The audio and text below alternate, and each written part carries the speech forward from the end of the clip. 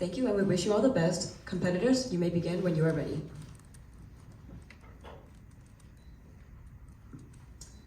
See the funds, power, what matters. Every year, hospital foundations donate millions of dollars to people. And behind every dollar is a patient waiting for treatment, a researcher searching for that breakthrough, a family waiting for a better outcome. But what happens when a system meant to empower our community becomes an operational bottleneck instead? And today, we're here to address exactly that. As an overview, we'll first go over the fund flow structure, then elaborate on our two recommendations, fund view and fund future. We'll talk about implementation timeline and then go over risks and mitigants. So what even is the core purpose of VGH and UBC Hospital Foundation, our client? The organization is meant to serve as a bridge between donors and beneficiaries, ultimately to catalyze healthcare innovation in British Columbia. But that mission only works when money moves efficiently. And that tension is why we're here today. So this brings us to our problem statement. How exactly can the foundation leverage technology to improve its current fund flow structure so that way they can ultimately increase fund certainty for its beneficiaries? So before we dive into our solution, let's take a look at what our current software looks like. So we currently have three main softwares jointly painting a picture of what the fund looks like. But the main issue here is that we only get an update from PeopleSoft, which is the source of truth, once per month. And then during that month, we don't really know what's happening. Well, one thing that helps is Salesforce, which gives you revenue information, so at least we know how much money is coming in.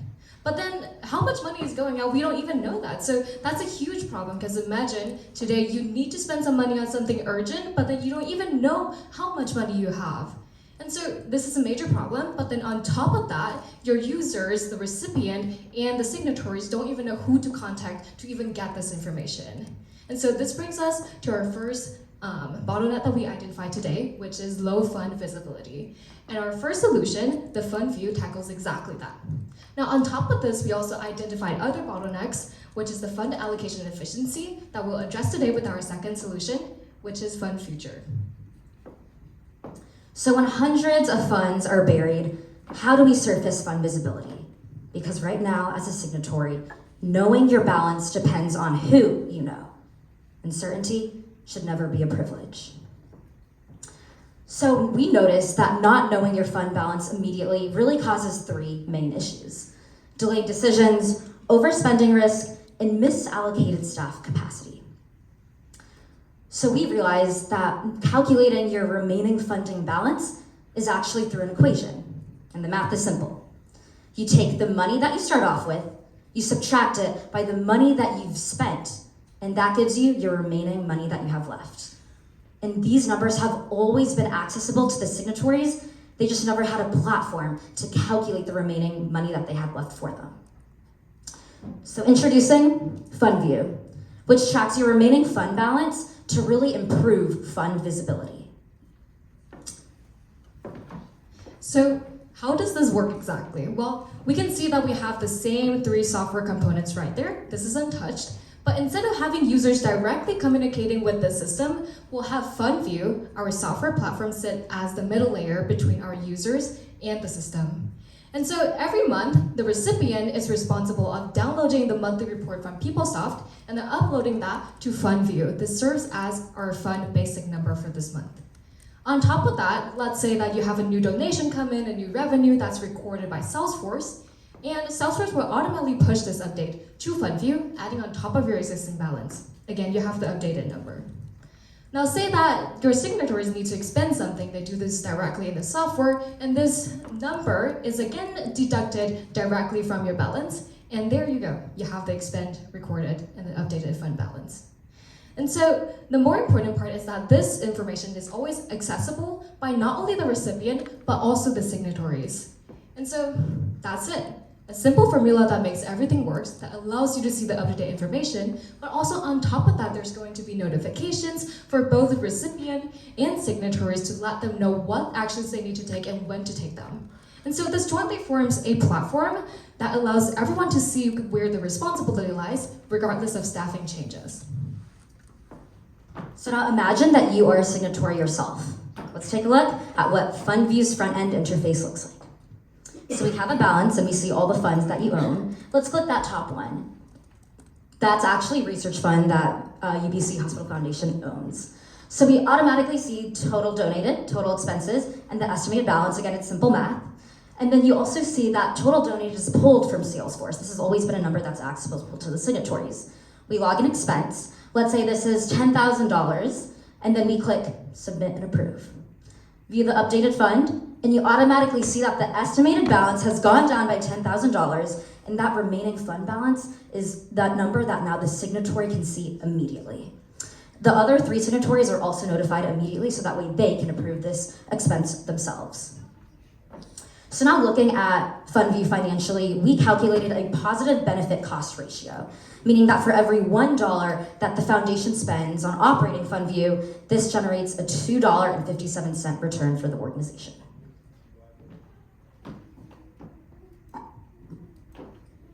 It's clear to us that FundView is an interim solution, but how can we grow this into a solution with more longevity?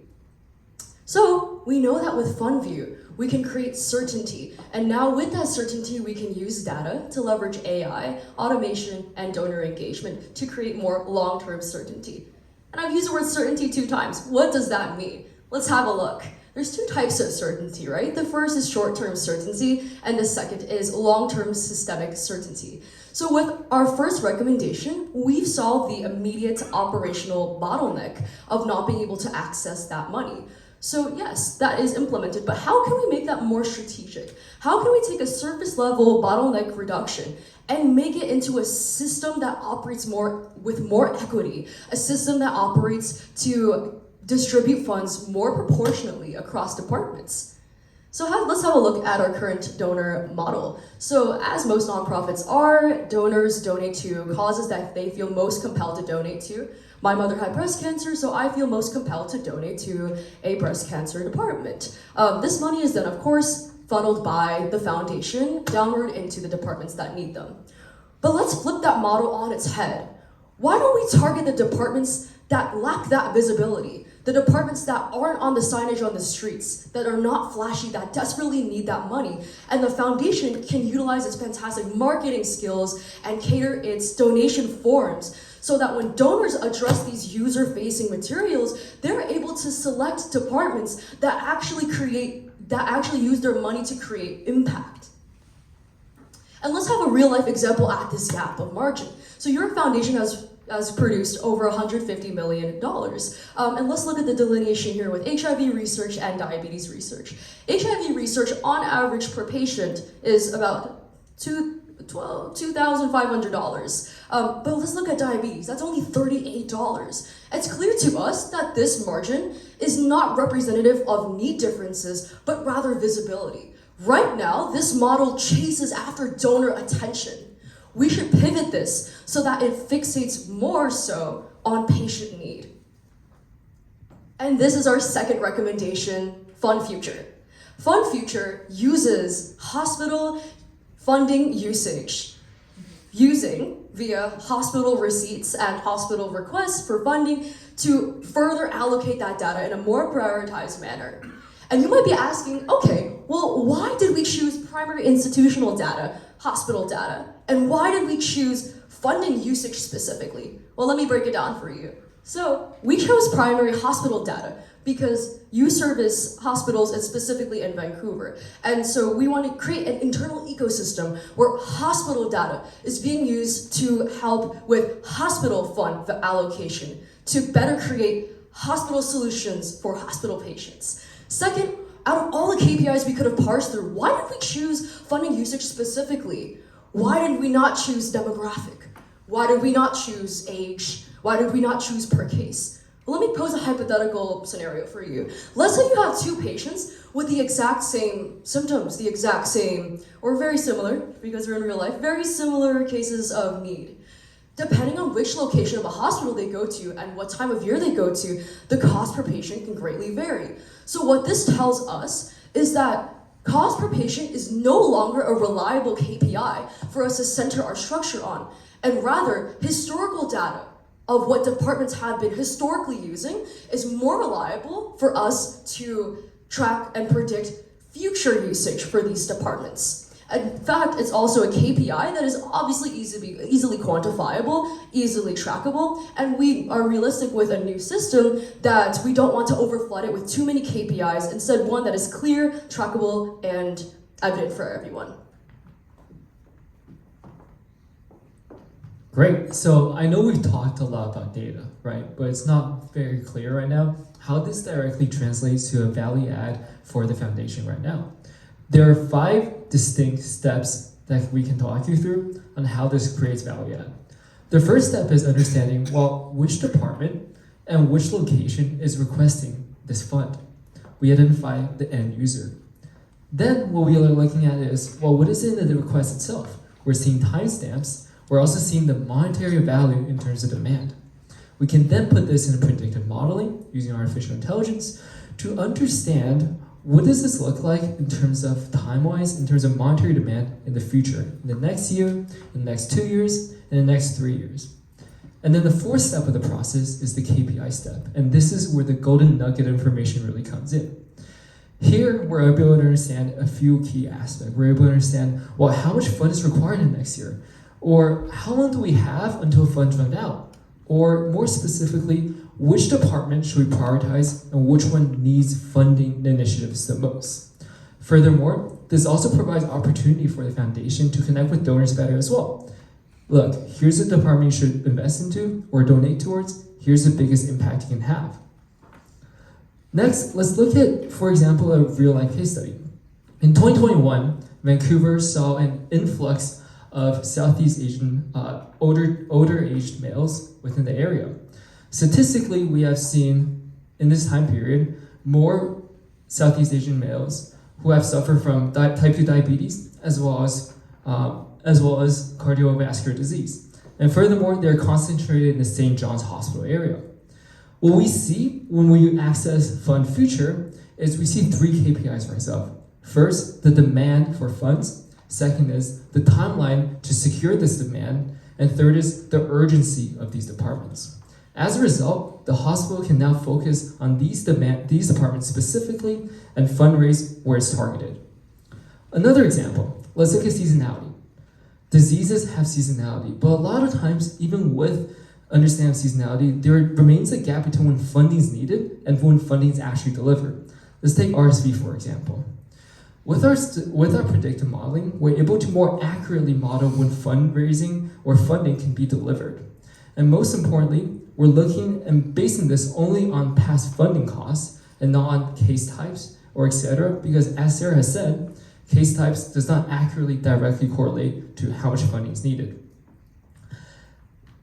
Next, let's talk about, well, the feasibility of this, right? This is a long-term solution. Now, with a long-term solution, what this means is that we have a very high upfront investment cost of $80,000.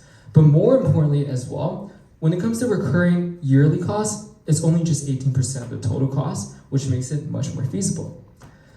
And moving on to implementation timeline, I like to talk about this by splitting it into implementation when it comes to software development, and then implementation when it comes to change management or adoption. So with software development, this is a relatively shorter or more hassle-free software development cycle because we don't need heavy interaction with PeopleSoft, but instead we can draw API from Salesforce and simplify the implementation process. When it comes to adoption itself, we want to spend more time and focus to make sure that we understand what the end user needs. What do doctors need? What do people who are actually using this product need and look for in terms of future? Next, looking at long term, specifically, we're looking at the software development as well. It's relatively the same. But when we're looking at the adoption, we are proposing a longer adoption timeline because we know the need for this to exist within the long term. We need to make sure we have a good foundation. So we're spending more time in revision and change management to make sure that the software is organized and tailored specifically to the user as well. Some risks to mention. The biggest risk that we have is in adoption. But we believe with a full-on discovery, with long-term change management, this adoption risk is very minimal. FundView and FundFuture aren't just meant to be solutions for a certain process, but rather they're meant to serve the promise of what the foundation has always built. Thank you, and we'd love to take any questions.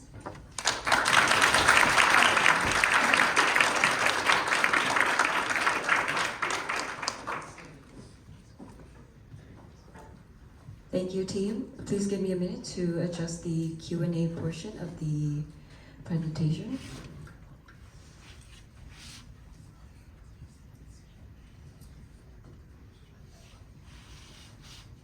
Judges, you may now begin a 10-minute Q&A.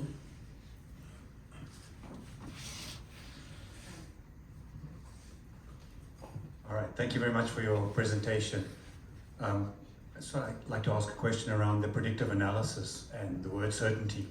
How certain are you that you can raise the funds needed to align with the need that you predicted? And are there any risks in relying on that predictive model? Yeah, absolutely. So I think with your question, it's less about being able to hit a certain quota, but rather being able to have a fund that's malleable and very lean and adaptable per department that desperately needs the funding. So it's more about reallocation than trying to hit a numerical quota. And in that way, with the money we have right now, we can proportionally allocate that to the departments that need that the most and adjust based off of if there's a new disease coming to town, if a specific department that didn't need much funding before now needs that funding. In terms of risks, I think first off, the amount of time it takes to integrate into, of course, acclimating this system with everyone that interfaces with it, doctors, and the actual staff itself, the grant, that takes time, it takes training to be able to, especially, I'm sure you have a lot of people that have worked at this nonprofit for many years and get them used to the technology, as well as being able to navigate this very restructured process. So I think that is definitely something that would be addressed upon for next steps if it is implemented. Thanks for your questions.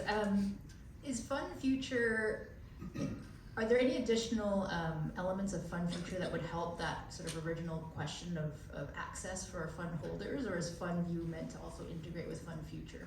Yeah, I can take that question. I think FundFuture by itself is all about accessibility, right? So let's talk about FundView. FundView's low-level accessibility in terms of are we able to access these funds? FundFuture is more systemic, and by systemic I mean, are there funds available to be accessible, right? Not all departments have funds coming in as donations.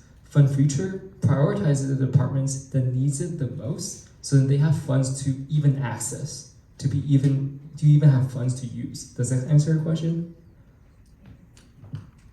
I think to add on a little bit from the point of FundView is that FundFuture is meant to build on top of FundView. So FundView lays down the ground infrastructure where you gather data into a central database. And so based on that, it's easy for you to iterate and build more data pipelines that eventually go into the model that will gradually improve over time. So that's another thing that I wanted to add. I have a question, how you ensure balanced accuracy if you get some of the data later, like the monthly syncs. Because it could be that at the end of the month when you get the sync, maybe you're out of balance with what the system predicted. You get the math model of the funds are coming in, these are the ones that are going out. And I would like to know what you do, how you solve this monthly sync problem. It's just to make sure that this is talking about FundView, correct? Yes. Perfect. So I think the overall math model is that every single month there is a reset point that is triggered by the PeopleSoft upload of the monthly balance, right? So that balance is always accurate, and we know that. And so based on that monthly number, from there we go forward for that entire month, estimations based on incoming Salesforce information and then the expense that are logged by signatories. And so because that estimation is reset every single month based on a number that we know is accurate, I think that somehow mitigates what we need to do in the short term. And we also did consider that sometimes the data might not be super accurate because of this monthly syncing issue. We actually created a sensitivity analysis, just looking at, let's say there is errors with the two variables that we have. So that's total donation, which is on the column, and then total expense, which is on the row side. So we see that, let's say if there's 5% error, and then also like another, or let's do worst case. So 15% error for expense and then 5% donation error, then that just leads to a 92.5% accuracy, and that still, in general, is pretty accurate compared to if FundView didn't exist at all. So we did consider kind of like if there was that inaccuracy with the fact that the data sync only happens monthly, but that's a great question. Thank you for your presentation. You guys can all breathe. So just one question. So you talk about the fund view and fund future. I just would like to better understand. You saw there's existing systems in place, right? Was there any thought given on how would this system or the interface that is going to sit in the middle, is it going to integrate with all of those? Because, you know, people saw a little bit obsolete, you know, and we're looking at a new system potentially coming in. Was there any thought on that aspect of it? Thank you. So just to clarify, the question is on FundView, correct? More so on that. Okay, so I think probably we can go back to one of the slide that has the structure out. Yeah, so the key point about this short-term solution is that FundView is the customized software that's entirely built by an engineering team, which is isolated from PeopleSoft. And the whole point for it to be a software for a short-term solution is that it requires minimal integration into PeopleView. And this is into PeopleSoft. And so this is why, through the monthly sync, we chose to make the recipient to manually upload this report into our software instead of directly integrating and then pulling that report from PeopleSoft, because we know that that integration takes a lot of times in regulation. And so in terms of interface, that's an entirely separate interface that we built on our own versus PeopleSoft and the other software components. Does that answer your question? It does, but don't you think the monthly, like in the manual effort, would actually create more inefficiencies and add more time to the process?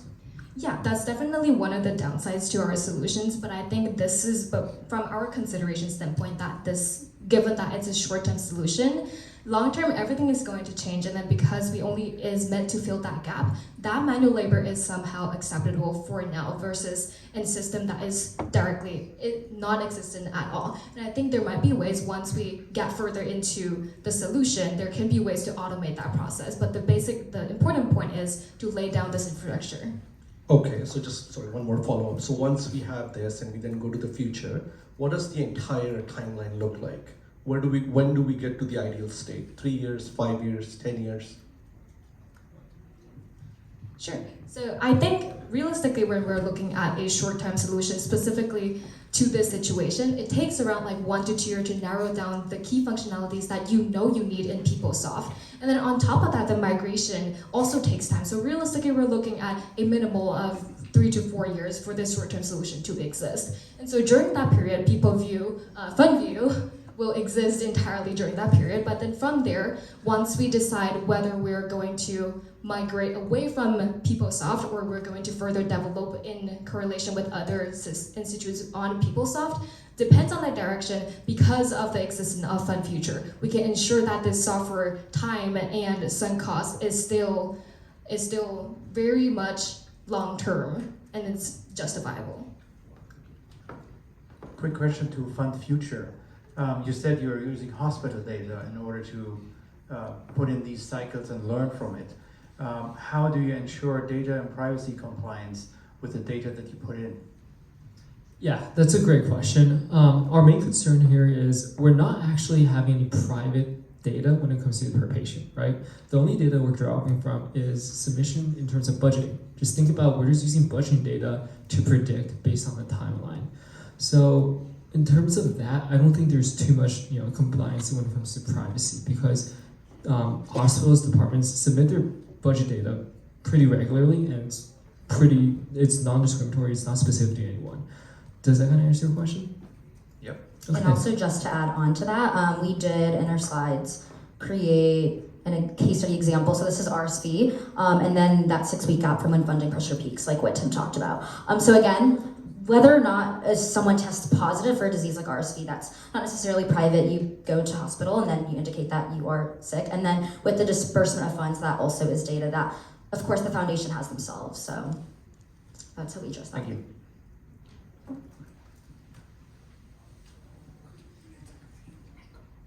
Like get it in. What are controls that you have in your system to prevent any overspending when you have multiple people drawing from the same fund? Yeah, it's a really good question. I think when it comes to overspending, that's not our greatest concern because that already is a system that the foundations have. All we're doing is kind of middleman. We are a translation platform, if you will, between how much fund we have, how much you can spend. In terms of overspending, if it's currently an issue, it will persist as an issue if it already is an issue. But in the case, it was not stated as an issue. Okay, that wraps up the Q&A portion. Thank you so much to our judges and our competitors.